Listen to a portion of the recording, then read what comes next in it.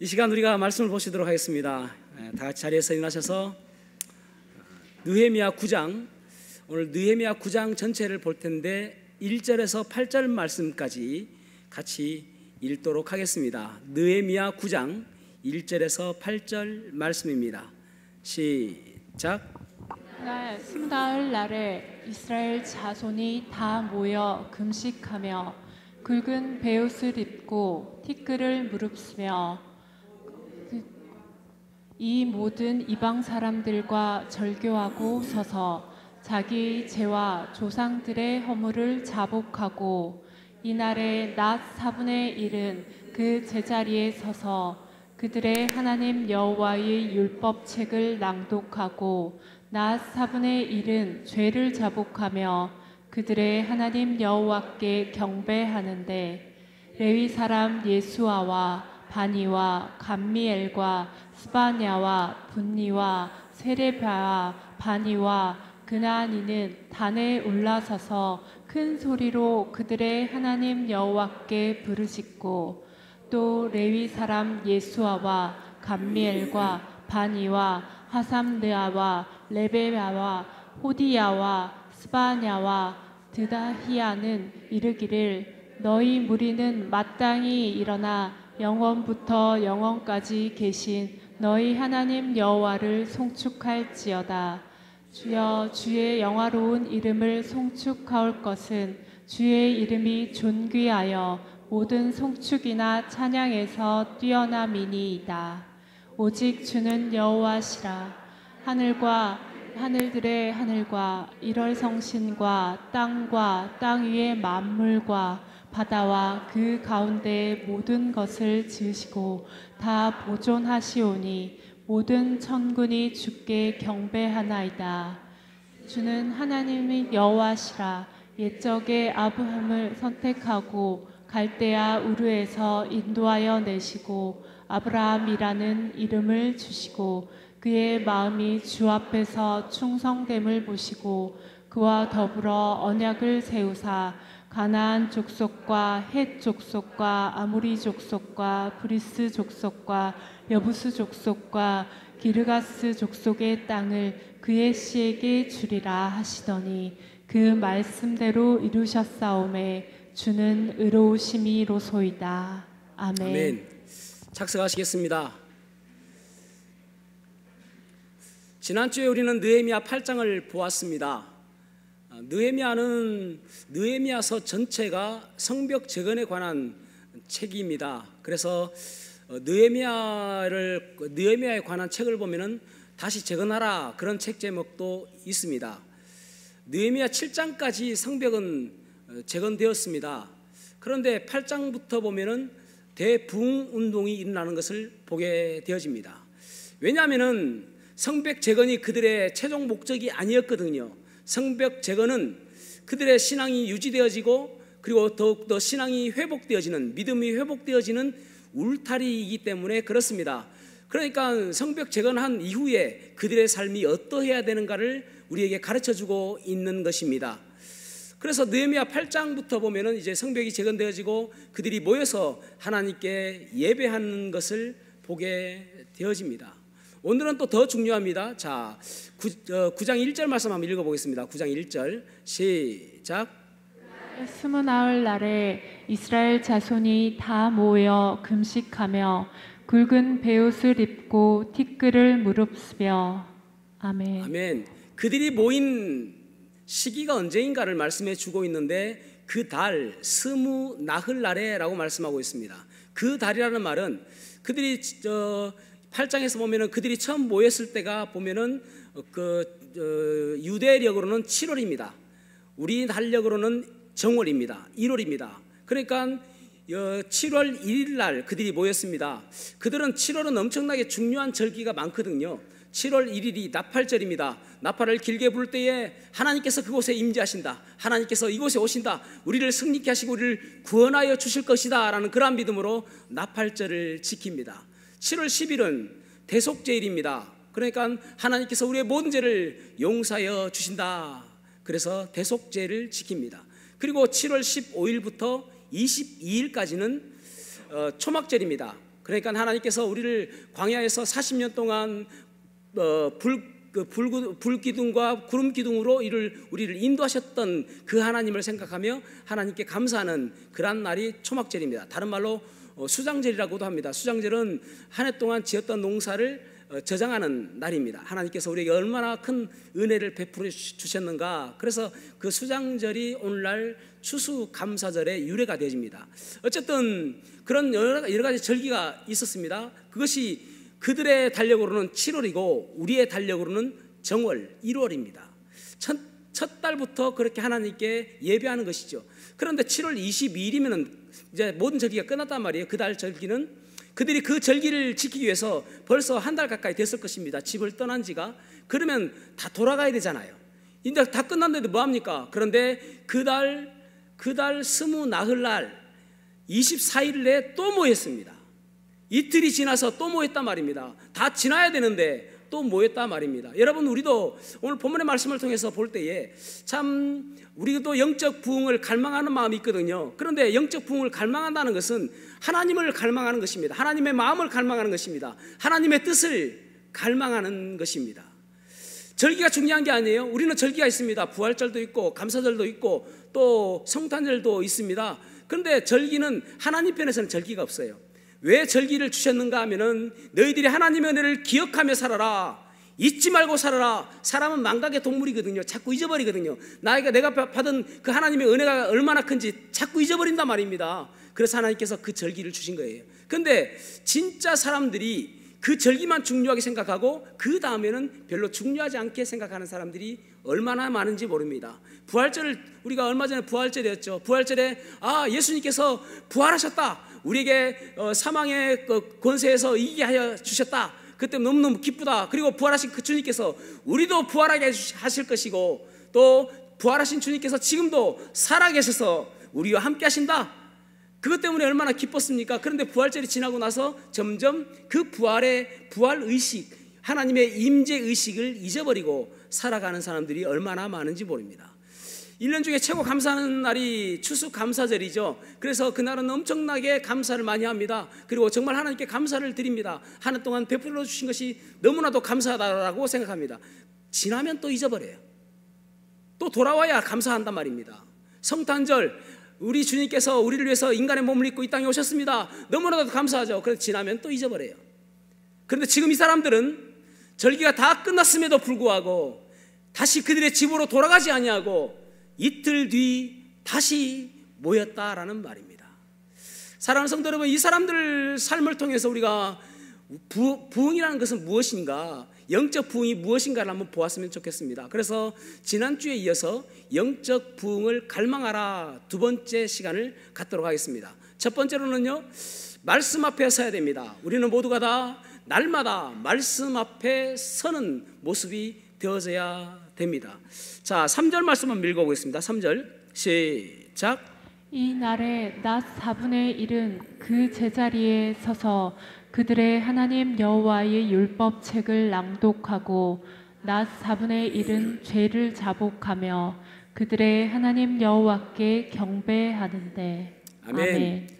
여호와 하나님의 말씀 율법을 낭독했다라고 말씀합니다. 여러분, 부흥의 시작은 무엇으로서 첫 단추가 꾸며지는가 하면은, 꿰어지는가 하면은 말씀입니다. 말씀이 회복되어야 합니다. 말씀이 내 귀에 들려야 그때 비로소 살아나는 것입니다. 마치 예수골 골짜기에 마른 뼈들이 살아나듯이 말씀이 내 귀에 들려오고 그 말씀이 내 마음에 심겨져야 되는 것입니다. 왜 그렇습니까? 말씀을 보아야 하나님의 마음을 알게 되니까 그렇습니다. 시편을 2편을 읽어보면 하나님의 사랑이 얼마나 큰지 알게 되잖아요. 너는 내 아들이라 오늘날 내가 너를 낳았도다. 너는 내 아들이라. 하나님께서 나를 아들 삼아주시고 나를 사랑하여 주시는구나. 말씀을 보아야 안다 말입니다. 말씀을 보면 두려워하지 않을 수 있습니다. 우리가 염려가 있고 세상에 걱정이 있고 우리가 어두운 그런 일들 터널을 통과할 때가 있잖아요. 말씀을 보면은 아무것도 염려하지 말고 오직 모든 일에 기도와 간구로 너희 구할 것을 감사함으로 하나님께 아뢰라. 두려워 말라, 내가 너와 함께함이니라. 놀라지 말라, 나는 내 하나님이 됨이니라. 내가 나의 의로운 오른손으로 너를 붙들리라. 그 말씀을 보면 위로가 되잖아요. 성경에서 여러분 두려워 말라라는 말이 365번 나옵니다. 날마다 우리는 두려워하잖아요. 그런데 날마다 말씀을 통해서 우리는 그 두려움을 멀리 쫓아버릴 수가 있는 것입니다. 말씀을 통하여 우리는 하나님의 뜻을 알 수 있습니다. 말씀을 통하여 내가 어떻게 살기를 원하시는 그 하나님의 뜻을 알 수 있다라는 말입니다. 말씀을 통하여 내 삶이 조금씩 변화될 수 있습니다. 살아계신 하나님 말씀이 역사하기 때문에 그렇습니다. 하나님의 말씀은 살았고 운동력이 있어 좌우에 날선 어떤 것보다도 예리하여 혼과 영과 및 관절과 골수를 찔러 쪼개기까지 한다고 말씀하셨습니다. 말씀 가까이 됩니다. 말씀 앞에 날마다 서야 하는 것입니다. 여러분, 말씀대로 살지 않으면 생각대로 살게 되어집니다. 다시 한번요. 말씀대로 살지 않으면 생각대로 살게 되어집니다. 말씀대로 살지 않으면 내 느낌대로 살게 되어집니다. 말씀대로 살지 않으면 환경 따라 살게 되어집니다. 말씀대로 살지 않으면 친구들처럼 살게 되어집니다. 그래서 우리는 날마다 말씀 앞에 서서 말씀이 무엇라고 말씀하시는지, 하나님께서 나에게 원하시는 것이 무엇인지 깨닫고 살아야 되는 것입니다. 그게 부흥의 시작이에요. 말씀 앞에 내가 섰을 때 우리에게 어떤 현상이 나는가? 두 번째입니다. 회개하게 되는 것이죠. 말씀 앞에 서게 되어지면은 하나님께서 나에게 내 자신을 보게 하십니다. 왜냐하면 말씀은 우리의 거울이 되기 때문에 그렇습니다. 거울 앞에 섰을 때에 우리가 무엇이 잘못된지 알듯이 말씀 앞에 섰을 때에 하나님의 능력이 나타나게 되어지고, 말씀 앞에 섰을 때에 하나님의 능력이 우리에게 부어지고, 말씀 앞에 섰을 때에 하나님의 능력이 우리에게 함께하여 주시기 때문에 나의 모습을 보게 되어지는 것입니다. 그래서 끊임없이 회개하고 멈추지 않는 회개가 이어지게 되는 것입니다. 오늘 이스라엘 백성들 보십시오. 그들이 여호와 말씀을 낭독할 때 그들의 행동이 무엇이었는가? 느헤미야 9장 1절에서 2절 말씀 읽어보겠습니다. 1절에서 2절 시작. 그달 29날에 이스라엘 자손이 다 모여 금식하며 굵은 베옷을 입고 티끌을 무릅쓰며 모든 이방 사람들과 절교하고 서서 자기 죄와 조상들의 허물을 자복하고. 아멘. 아멘. 여기 지금 회개함으로 인해서 그들의 놀라운 부흥이 일어나는 것을 보게 되어집니다. 그러니까 부흥은 어디부터 되어지냐면은 말씀을 듣고 회개함으로 인해서 이루어지는 것입니다. 성경 보면은 이 느헤미야의 부흥이 구약 성경에 크게 네 번의 크게 부흥이 있었습니다. 네 번의 부흥. 첫 번째 부흥이 사무엘상 7장에 보면은 미스바에 그들이 모여서 하나님께 회개하고 그들이 부흥이 일어났습니다. 두 번째가 역대하 29장에 보면은 이제 히스기야가 종교 개혁을 할 때에 그들이 부흥이 일어났습니다. 그리고 세 번째로는 열왕기하 22장에 보면은 그 요시야에 의해서 종교 개혁이 일어나고 부흥이 났습니다. 그리고 오늘 느헤미야 8장에서 10장까지가 네 번째 부흥이 일어나게 되는 것입니다. 이 여러 가지 성경에서 부흥이 나는데 이 부흥의 특징이 무엇인가 하면은 첫째는 회개, 말씀의 권위가 살아나는 것입니다. 말씀이 선포되는 것입니다. 말씀이 얼마나 능력이 있는지 말씀이 하나님의 말씀으로 그들이 받아들이게 되는 것입니다. 여러분, 우리도 부흥되기를 원하잖아요. 우리도 부흥됨으로 인해서 하나님께서 기뻐하시는 모습대로 살기를 원하잖아요.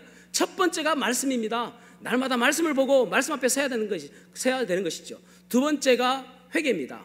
죄로부터 멀어지고 죄로부터 뉘우치고 통회하고 이렇게 깨어지는 그런 모습이 두 번째 모습입니다. 세 번째로는 우상을 제거하게 되집니다. 회개하면서 그들이 이때까지 하나님보다 더 중요하게 여겼던 우상들을 다 제거하는 거예요. 네 번째가 예배의 회복입니다.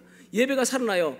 예배가 하나님께서 역사하시는 예배가 되는 거예요. 하나님께서 함께 하시는 예배가 되는 거예요. 하나님께서 그저 방관하시는 예배가 아니라 그 예배에 참여하시는 그러한 예배가 되어지는 것입니다. 다섯 번째가 한두 사람이 하는 것이 아니라 모든 사람들이 함께 그 부흥의 주역이 되는 거예요. 함께 회개하고 함께 예배하고 함께 말씀을 듣는, 그러니까 여러분, 그래서 부흥이 일어나게 되는 것입니다. 그러니까 그러면서 그들이 부흥이 나니까 어떻게 그들이 회개합니까? 먼저 그들은 굵은 베옷을 입고 금식하고 그리고 티끌을 덮어쓰고 그리고 그들은 회개하잖아요. 그들의 죄와 그리고 그 자신의 죄와 조상들의 죄를 회개하고 이방 사람들과 절교하기로 결심하는 것을 보게 되집니다. 이것이 회개의 놀라운 역사가 일어나는 것을 보게 되지죠.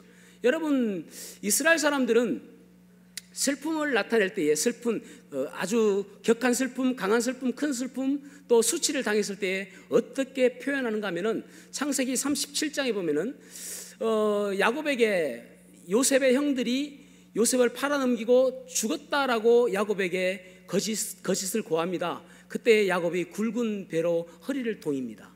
굵은 배를 통해요. 그리고 사무엘하 1장에 보면은 요나단이 죽었다는 소식을 다윗이 듣습니다. 그리고 그는 금식합니다. 먹기를 끊어버립니다.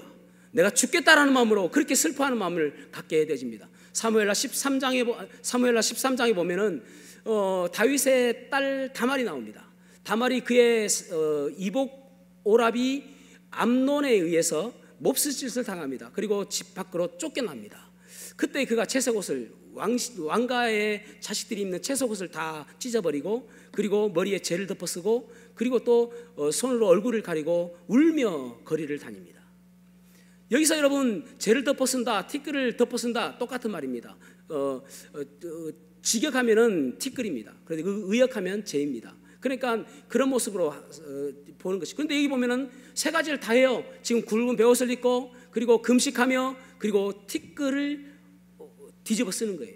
티끌을 뒤집어 쓴다는 말은 무슨 말인가 하면은 원래 사람은 이 티끌이라는 단어가 히브리어로는 아다마라는 단어입니다. 눈치채셨죠?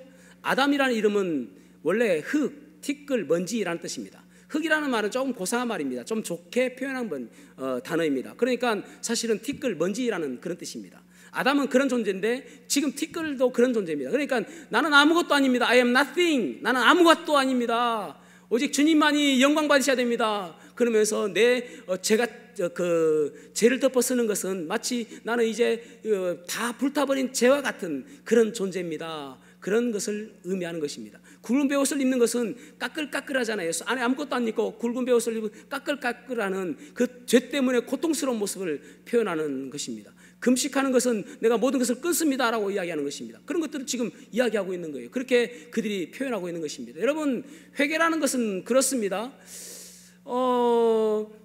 그저 슬퍼하고 그저 뉘우치는, 그저 멈추는 거기에서 끝나는 것이 아니라 오직 주님께서 나를 용서해 주시길 바라는 마음으로 돌아서는 거예요.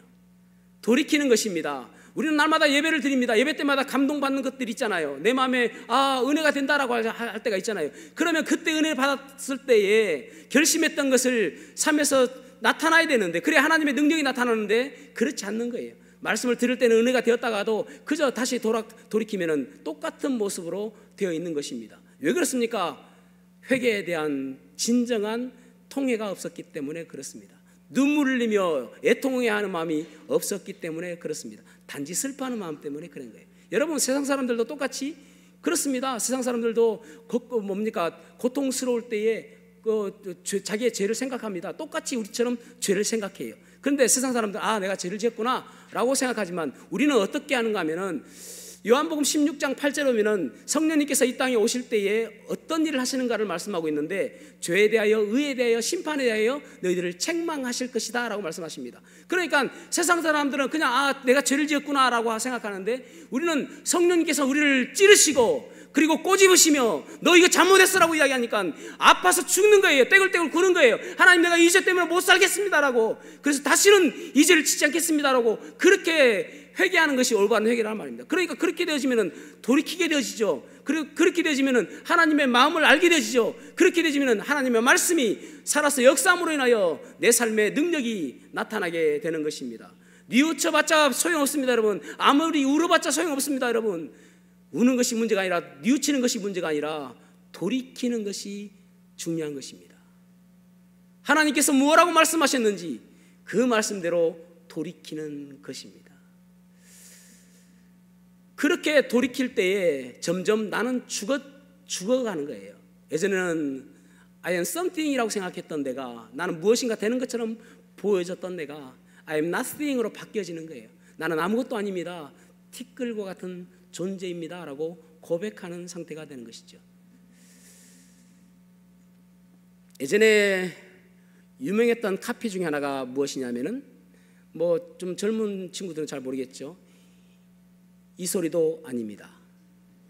용각사는 소리가 나지 않습니다. 왜 소리가 안 나요?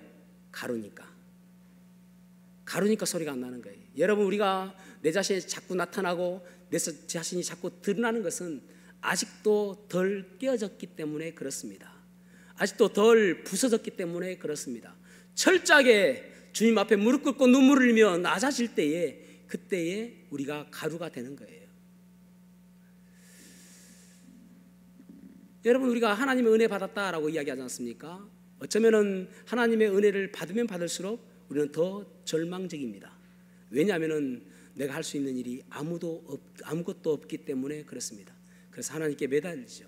하나님, 잘못했습니다. 다시는 그렇게 하지 않겠습니다. 이 죄가 십자가에 달려 죽을 정도의 큰 심각한 그런 죄군요라고 생각하게 되는 것입니다. 그러면 돌이키게 되는 것이죠. 그것이 참다운 회개입니다. 지금 이 이스라엘 사람들은 그렇게 굵은 베옷을 입고 금식하며 티끌을 그들은 머리에 뒤집어 쓴 것입니다. 그 다음에 두 번째 그들이 회개한 것이 무엇인가 하면은 여기 이방 사람들과 절교하고 그 다음에 자기의 죄와 조상들의 죄를 자복했다라고 말씀합니다. 이 두 문장은 연관이 있는 한 문장입니다. 그러니까 이방 사람들과 절교한 것과 자기의 죄와 자기의 조상들의 죄가 연관성이 있다라는 말입니다. 무슨 말인가 하면은 이스라엘 사람들이 가나안 땅에 갔습니다. 그때는 그들은 이때까지 나그네 인생을 살았던 사람들입니다. 그런데 거기 가니까 많은 사람들이 힘 있는 사람이 있고 돈 있는 사람이 있고 능력 있는 사람들이 있다라는 것이죠. 그래서 그들은 그들과 가볍게 결혼을 했습니다. 하나님께서는 분명히 너희들이 가나안 땅에 가거든 통혼하지 마라, 결혼하지 말아라, 그들과 함께 혼인하지 말아라 라고 말씀하셨습니다. 그러나 그들은 눈앞에 보이는 이익 때문에 결혼하였습니다. 결혼에는 두 가지의 의미가 있습니다. 첫째는 한 남자와 한 여자가 결혼하는 것이 아니라, 지금도 마찬가지죠. 한 남자와 한 여자가 결혼하는 것처럼 보여지지만 우리 청년들은 좀 잘 들어야 됩니다. 한 집안과 한 집안이 결혼하는 것과 마찬가지입니다. 그래서 가장 좋은 방법은 믿음의 가정끼리 결혼하는 것이 가장 좋습니다.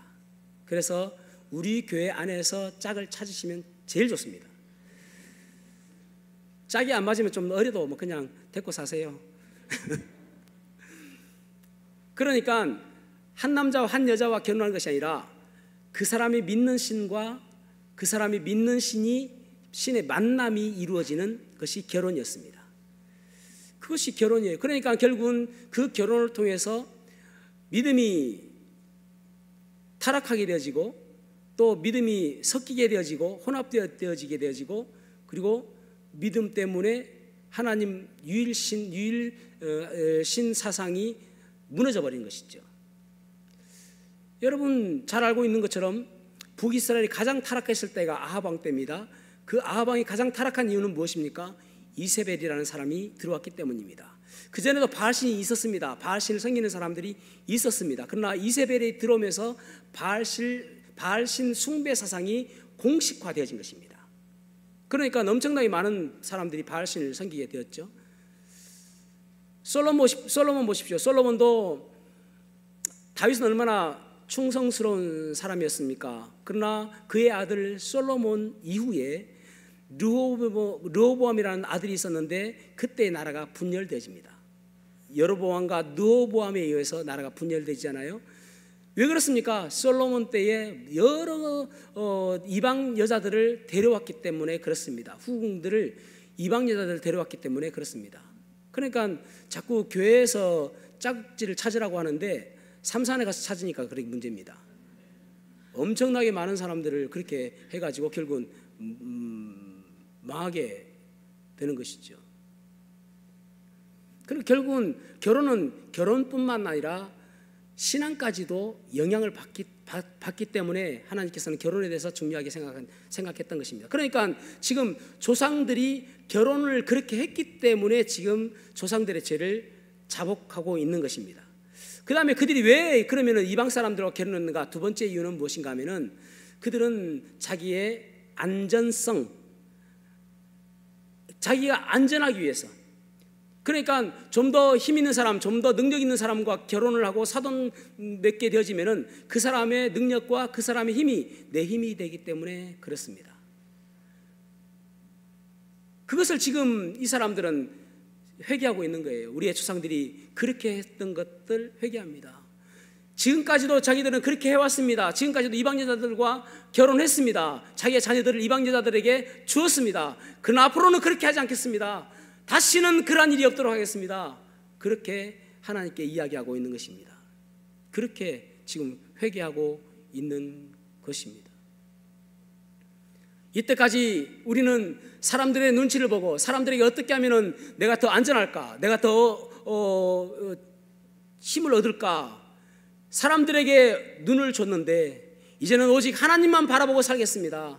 오직 하나님만 의지하고 살겠습니다.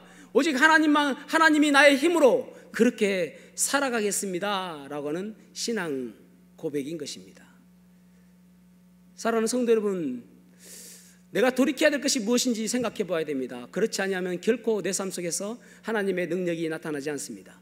내가 돌이키고 내가 하나님께서 원하시는 것이 무엇인지 그것 생각하지 않으면 결코 하나님의 능력이 우리의 삶 속에서 나타나지 않는 것입니다. 그것을 돌이켜야 되는 것이죠. 여러분, 부흥이라는 것은 그렇습니다. 내가 여기 사람들이 많이 모이는 것, 그것이 부흥이 아닙니다. 사람 많이 모여서 뭐 하게요? 정치하게 해요? 사람 많이 모여서 뭐 하게 해요? 세미나 하게 해요? 운동하게 해요?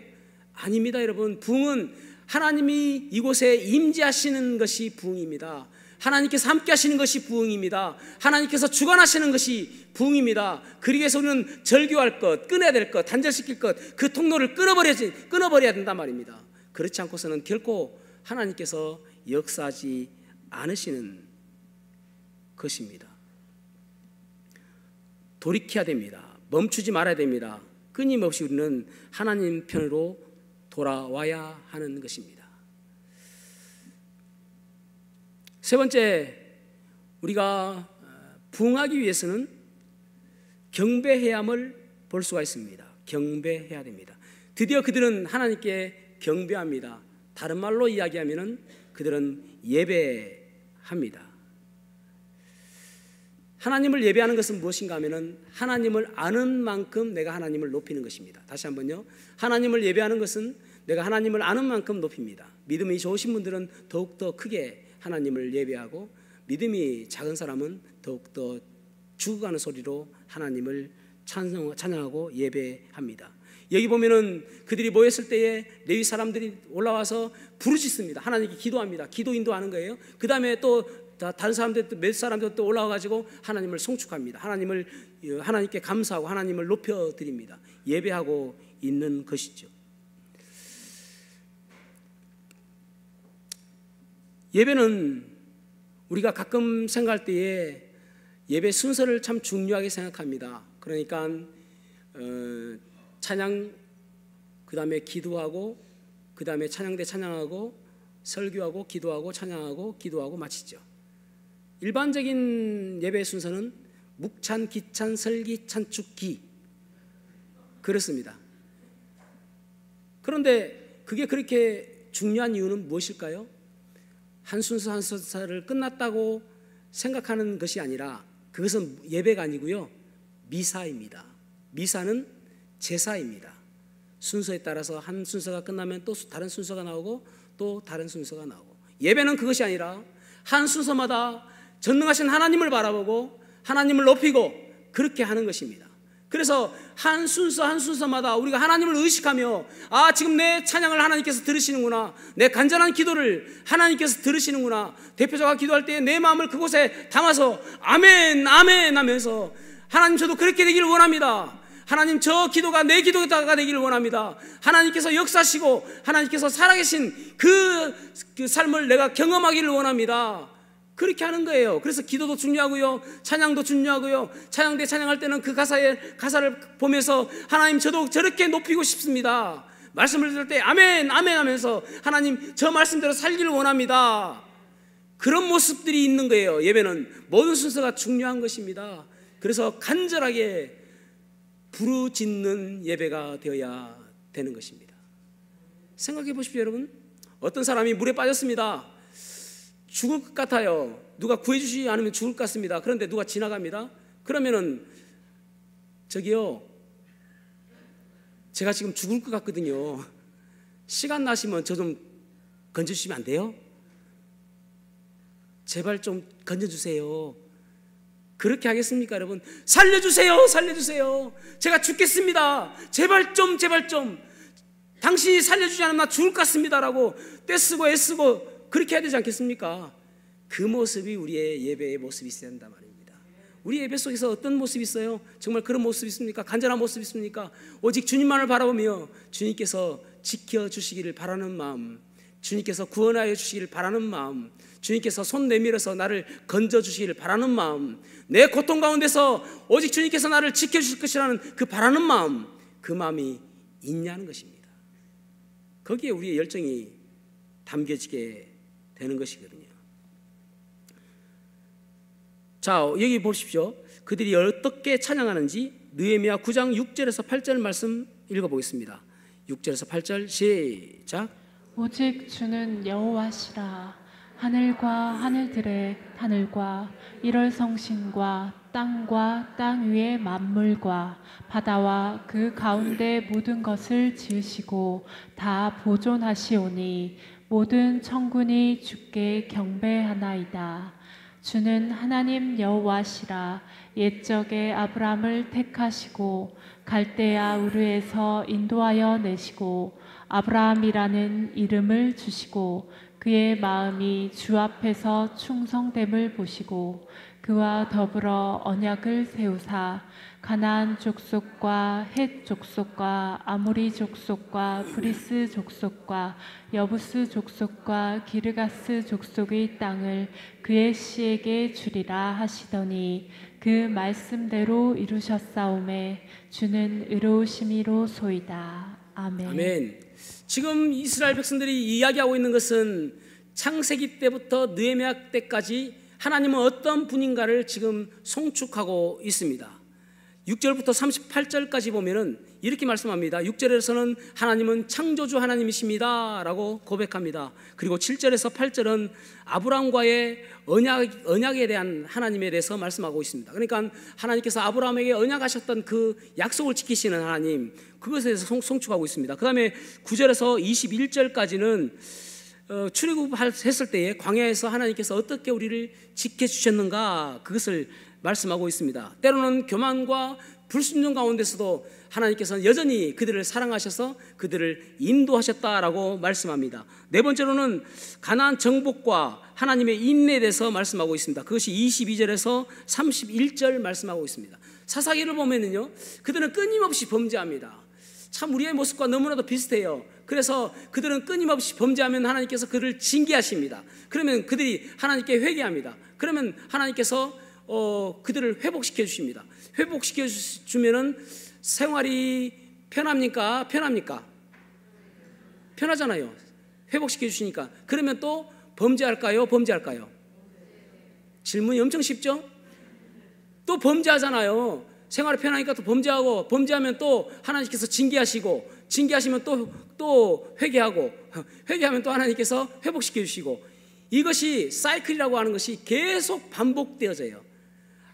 어지간하면 한 번 하면 아이고 이제 안 되겠다 해야 될 텐데 우리의 모습과 너무나 똑같잖아요. 하나님께서 우리를 회복시켜 주셔가지고 너무너무 좋아요. 그래서 룰루랄라 기분 좋게 살아갑니다. 그런데 또 범죄하게 되어져요. 내 마음대로 살아요. 하나님 의지하지 않고 내 마음대로 살아갑니다. 그러면 하나님께서 또 징계를 주세요.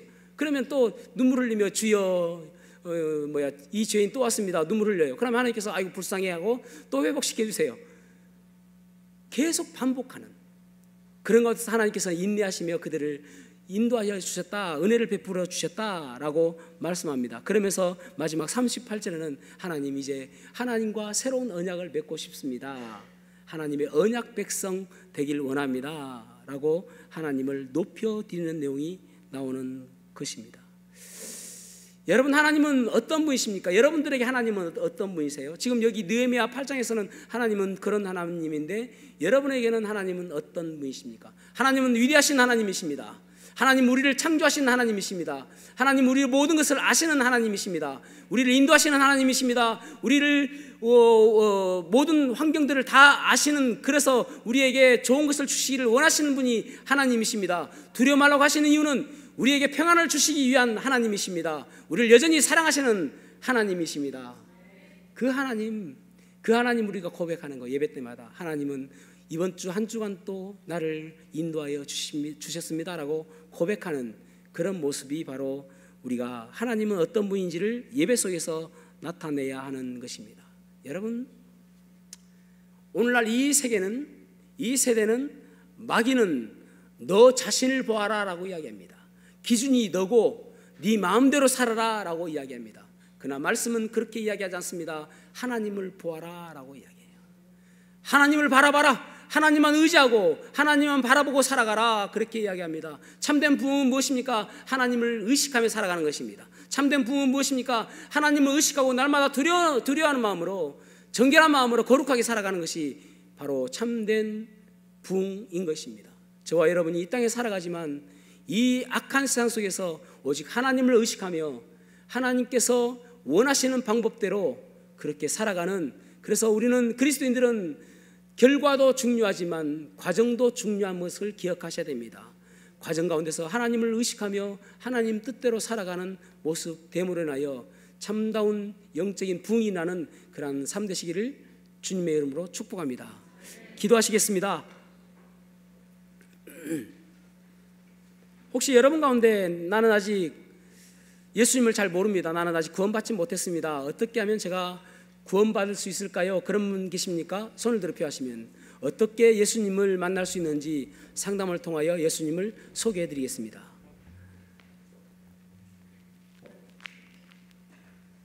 사랑하는 성도 여러분, 어떻습니까? 내 마음에 부흥을 갈망하는 마음이 있습니까? 내 마음에 하나님을 갈망하는 마음이 있습니까?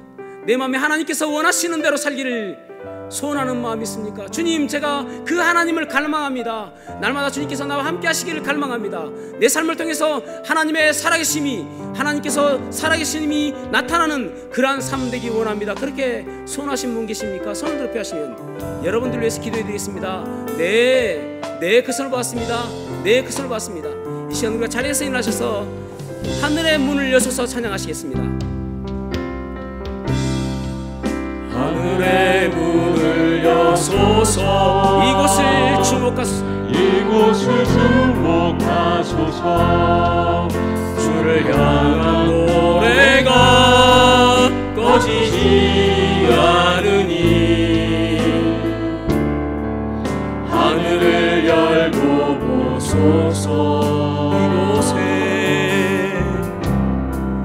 이곳에 임재하소서.